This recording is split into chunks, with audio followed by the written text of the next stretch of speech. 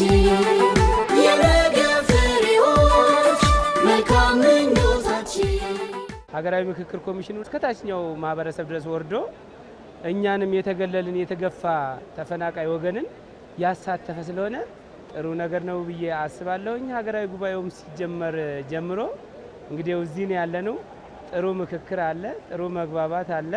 የምክክር ሂደት ደግሞ ሁሉን አሳታፊ ሁሉን አካታች ስለሆነ ይሄን እስካሁን የነበረውን ቀውስ እስካሁን የነበረውን መለያየት እስካሁን የነበረውን አለመግባባት ሁሉ ወደ አንድ አቅጣጫ አምጥቶ ኢትዮጵያ ትበለጽጋለች፣ አንድ ትሆናለች ብለን እናስባለን። የሃይማኖት አባት የአገር ሽማግሌ ምሁር ምክክሩ በጣም ደስ የሚል ነገር ነው። በሀገር ጉዳይ ላይ ስለ ሀገሩ አርሶ አደሩ፣ አርብቶ አደሩ፣ አካል ጉዳተኛው፣ ምሁሩ፣ መምህሩ ለኢትዮጵያ ጉዳይ ላይ ሙሉ ኢትዮጵያን ያካተተ ለነገዋ ኢትዮጵያ ተስፋ የሰነቀ ምክክር ነው እየተካሄደ ያለው።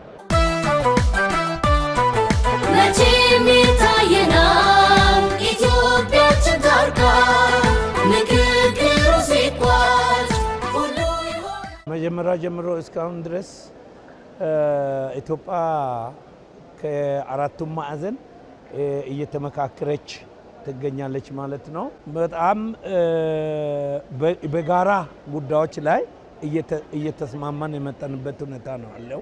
ከዚህ ምክክር በኋላ አገራችን የበለጸገች አገር በዲሞክራሲ ሂደትም ደግሞ ዲሞክራሲያዊት አገር እንድትሆን እንመኛለን። ዶሹን በመክፈት ደመናውን ገልጠን ስንበራ የምክክሩ ሂደት በጣም የሚደነቅና የሚያስገርም ነው። የትኛውንም የማህበረሰብ ክፍል ሳያገል ሁሉንም ያካተተ ከሁሉም አካባቢ የመጡ የኢትዮጵያ ብሔር ብሔረሰቦችን ቤተሰብ የሆንበት በጣም የሚያምር ደስ የሚል ሁኔታ ነው ያሳለፍነው። ለኢትዮጵያ ቀጣይ ለሚመጣው ትውልድ መልካም መፍትሄ ይሆናል። ሰላም፣ ወንድማማችነት፣ አብሮነት፣ እኩል ብልጽግና፣ እኩል ማደግ ይመጣል ብዬ አስባለሁ።